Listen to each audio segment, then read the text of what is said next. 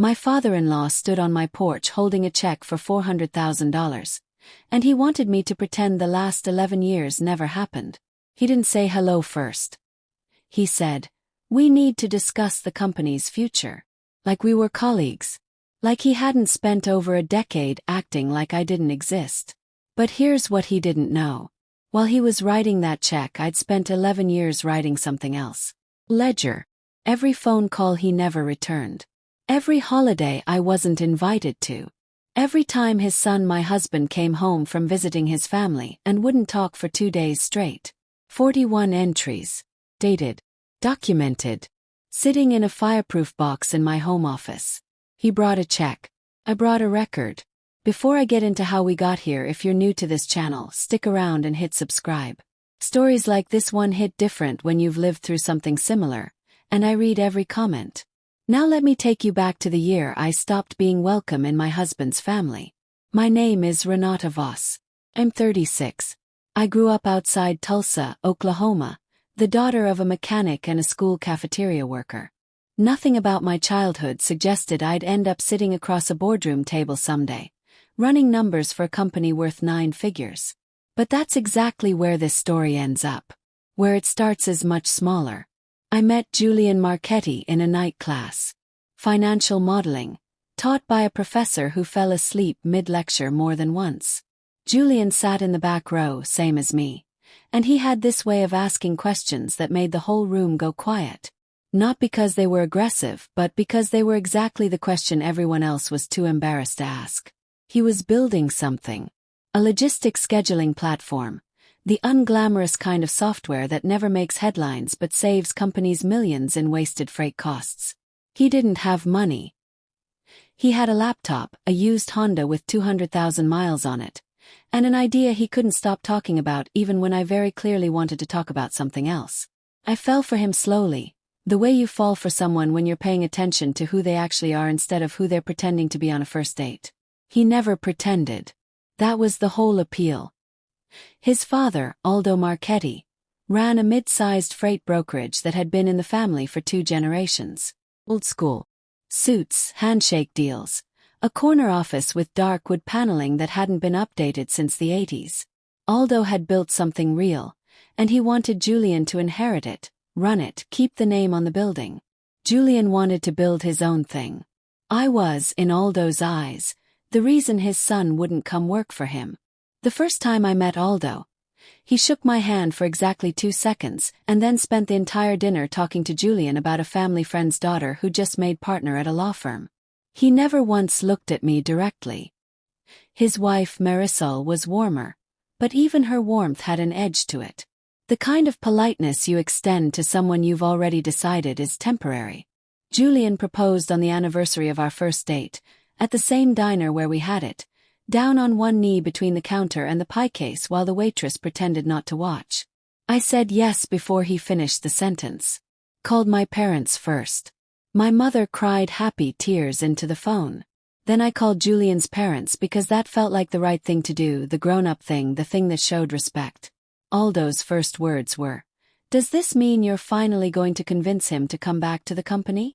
Not congratulations. Not welcome to the family. A negotiating position, disguised as a question. I told him I had no interest in convincing Julian to do anything he didn't want to do. Aldo went quiet on the line for a long moment, and then he said something I've never forgotten. "You're going to be the reason this family's business dies with me." He said it flatly like a forecast, not a threat. But it landed like both. We got married in a botanical garden with 60 guests, most of them mine. Aldo and Marisol came, I'll give them that, but Aldo spent the reception near the bar talking business with a cousin, and when the DJ called for the father-son dance portion of the evening, Aldo excused himself to take a phone call that, as far as I could tell, never actually happened. 2 years in, Julian left his job at a logistics firm to build his platform full-time. I kept my job as a financial analyst and did his books at night after dinner. The way you do when you believe in someone so completely that exhaustion stops registering as exhaustion. Aldo found out Julian had quit through a mutual family friend, not from Julian himself, because by then the two of them barely spoke. When Aldo finally called, He didn't ask how the company was going. He asked how we planned to make rent. That was the tone for the next several years. Every interaction a small, precise cut. Never a slammed door. Aldo wasn't a slammed door kind of man. He was a slow, methodical closing of one, inch by inch. So quiet you almost didn't notice until you tried to walk through it and found it shut. I started keeping the ledger without really deciding to. It began as a single sticky note on my desk, a missed birthday call, dated, nothing more. Then another. Within a year it was a spreadsheet. By year 3 it was a physical binder because some things like a returned baby shower invitation or an email forwarded without comment felt like they needed to exist as paper, not pixels, something you could hold and know was real. I wasn't building a weapon. I was a numbers person and numbers don't lie, and I wanted something that couldn't lie either. For the day I might need to remember exactly what happened instead of what people later claimed happened. Our daughter, Mabel, was born in March, 4 years into the marriage. Aldo and Marisol visited the hospital for 11 minutes. Marisol held her once. Aldo stood by the window the entire time, checking his phone. They sent a gift. A silver rattle, expensive, tasteful, the kind of gift you buy when you want credit for showing up without actually showing up. No card. I logged it anyway. Entry 14, gift sent, no note, no future contact initiated. My own mother, by contrast, drove 6 hours the day Mabel was born and stayed for 3 weeks, sleeping on an air mattress in our nursery, doing our laundry, teaching me how to swaddle a baby who did not want to be swaddled. That was what a grandparent looked like. I didn't have to wonder anymore what the difference was between people who show up and people who perform showing up. By the time Mabel turned 2, Julian's platform, he'd named it FreightLine, had 11 employees and a small office above a bakery that made the whole workspace smell like cinnamon every morning. It wasn't glamorous. It was ours. Aldo, meanwhile, had started mentioning FreightLine to people in his own industry circle, always with a strange mix of dismissiveness and curiosity. Like a man watching a stock he'd refused to buy start to climb. He never asked Julian about it directly. He asked around. Year 6 brought the first real money, a strategic partnership with a regional trucking conglomerate that gave FreightLine both capital and credibility. Julian called me from the parking lot after signing, and I could hear in his voice that he was crying, something he almost never did. That same month, Aldo's brokerage lost its second-largest client to a competitor using automated scheduling software. Julian's software as it happened, though not directly. A competitor had built something similar. Aldo didn't call to ask how we were doing. He called to ask, almost accusingly, whether Julian had sold us out to the competition. Julian hadn't. It didn't matter. The seed was planted. His son's success was somehow a betrayal of the family business, and by extension of him. I stopped expecting warmth from Aldo around then. Warmth had never really been on the table. What I hadn't expected was the silence that followed. Total absolute, nearly 2 years without a single call, text, or acknowledgement that we existed, not even around Mabel's birthdays. 2 birthday cards I mailed came back unopened. I logged both. I stopped expecting a response and started expecting nothing, which I realize now is its own kind of grief. The moment you stop hoping because hope had cost too much for too long. Year 8, FreightLine raised a Series A. $9 million, a real number, the kind that gets written up in trade publications even if it never makes the evening news. I left my analyst job to run finance for the company full-time. My name went on the filings next to Julian's. Co-founder. It was the first time anyone official had put those 2 words next to my name, and I sat in the parking lot afterward and cried for exactly as long as it took a song to finish playing on the radio. A regional business journal did a small feature. Nothing enormous. Just 2 pages and a photo of Julian and me standing in front of our still slightly cinnamon-scented office. But it circulated in freight industry circles, the same circles Aldo had spent 30 years cultivating. 3 weeks after it ran, my sister-in-law, Julian's sister Priya, who I'd always gotten along with better than the parents, texted me out of nowhere. Dad's been asking people about FreightLine's valuation.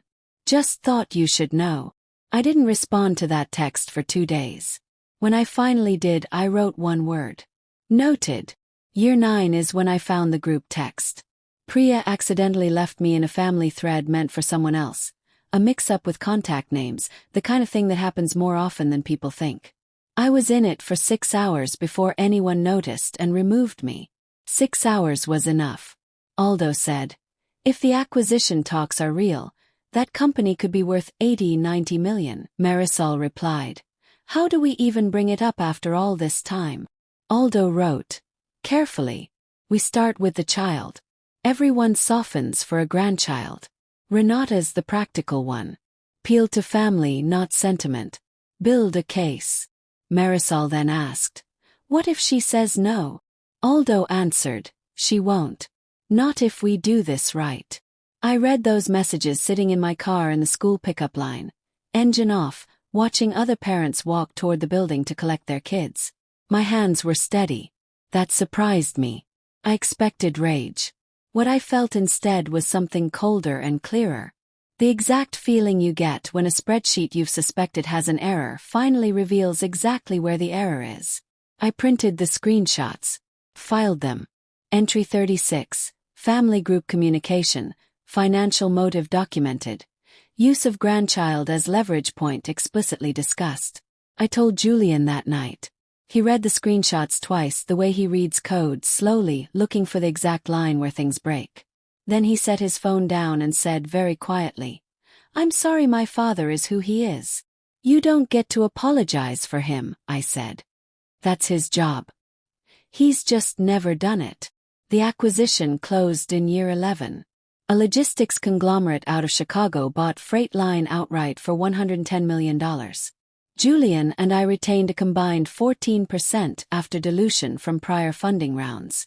I will not pretend the number didn't feel unreal when I first saw it on the closing documents. The kind of number you have to say out loud to another person just to confirm it's not a typo. We put most of it into irrevocable trusts for Mabel before the ink was even dry on the sale, on the advice of an estate attorney who told me flatly, "Structure this now, while your head is clear, not later when someone comes asking." I didn't tell her why I wanted it structured so quickly. She didn't ask. Good attorneys rarely do. 2 weeks after the deal was announced in a trade publication, not even a major one, just an industry newsletter with maybe 4,000 subscribers, Aldo called for the first time in 19 months. I let it go to voicemail. His message was warm in a way I hadn't heard from him in over a decade. "Renata, it's Aldo. I saw the news. Congratulations to you both. I'd love to catch up, talk about the future, what this means for the family. Give me a call." The future. What this means for the family. 11 years of silence, and the first full sentence out of his mouth after the windfall was about the future. As if the past simply hadn't happened. As if I'd imagine the whole decade if I tried hard enough. I saved the voicemail. I did not call back. Marisol texted a week later. 3 careful paragraphs about how life is short and family is what matters most, and wouldn't it be wonderful to reconnect properly, especially for Mabel's sake. 60-some words. Not one of them was sorry. Not one of them mentioned the returned birthday cards or the group text or the 11 minutes they spent at the hospital the day their granddaughter was born. I logged it. Entry 40. First contact from Marisol in over a year. 0 acknowledgement of prior conduct. Then Priya called, sounding rattled. "Dad's booking a flight out to see you. He's bringing Mom." I think he's bringing paperwork." She wasn't wrong. Aldo showed up on a Thursday morning. Marisol a step behind him. Both of them dressed like they were headed to a business meeting rather than their granddaughter's home. He was holding a manila folder. Not a spreadsheet. Not a proposal deck. A handwritten list, the way people write things when they want them to feel personal instead of transactional, even when the content is entirely transactional. I let them in. Not into the living room, but into the kitchen, where the light was good and the table was sturdy and Mabel's drawings were taped to the fridge next to a photo of my mother holding her the day she was born. Aldo unfolded his list and read it like a man closing a business deal. $400,000 for the brokerage's outstanding debt. $150,000 to modernize the office. A family investment, his words, of $200,000, structured as a loan that would, he implied without quite saying, never really need to be repaid. A total just north of $800,000. Not once, in the reading of that list, did the word sorry appear. Not once did he ask about Mabel by name. I let him finish. Then I got up, walked to my office, and came back with a ledger. I opened it to entry 1 and started reading, calmly, factually, the way I'd present a quarterly report to a room full of investors. Missed calls. Returned cards, unopened. Stamps still crisp because they'd never once been touched by curiosity. The 11 minutes in the hospital room. The group text, word for word, including the line about softening people up with a grandchild. Aldo's face went through every stage. Dismissal, then defensiveness, then something that might have been the beginning of shame before his pride caught up and shut it back down. Marisol cried, the practiced kind of crying I recognized because I'd watched her do it before at dinners, whenever a conversation moved somewhere she didn't want it to go. "We're your family," Aldo said, his voice cracking in a way I almost believed. "After everything. You didn't act like family for 11 years, I said. You acted like a man waiting to see if his investment would pay off. Did. That doesn't erase the 11 years you spent deciding I wasn't worth the phone call." Closed the ledger. The sound of it shutting was quieter than I expected, and somehow more final than any door I'd ever heard slammed. "I won't be writing you a check," I told him. "Not because we can't afford it. Because the moment I do, you'll tell yourself the silence never mattered. That this was always going to work out, that 11 years was just a rough patch instead of a choice you made over and over every single year you didn't call." Aldo picked up his folded list. He didn't say another word. He walked to the door, Marisol trailing behind him, and for the first time in 11 years, I watched him leave without feeling a single flicker of the old ache. Just quiet. The kind that finally belongs to you instead of eating at you. Priya still calls every couple of weeks. She's the one relationship from that side of the family I've kept, because she never asked me for anything except honesty, and she's the only one who ever apologized without being asked to. Aldo hasn't called again. Neither has Marisol. The ledger sits in my office, 41 entries, and I hope I never have to write a 42nd. Here's what 11 years of silence taught me. Family isn't the people who share your name on a wedding invitation. It's the people who show up when there's nothing to gain. The ones who drive 6 hours with an air mattress in the trunk, who hold your baby at 2 in the morning so you can sleep for an hour, who never once asked what your husband's company was worth before deciding you were worth loving. That's family. It was never about the number. If someone in your life only remembered you existed once the numbers changed, I want to hear about it. Tell me in the comments. And if this story reminded you that your worth was never a line item on someone else's spreadsheet, share it with a person who needs to hear that today.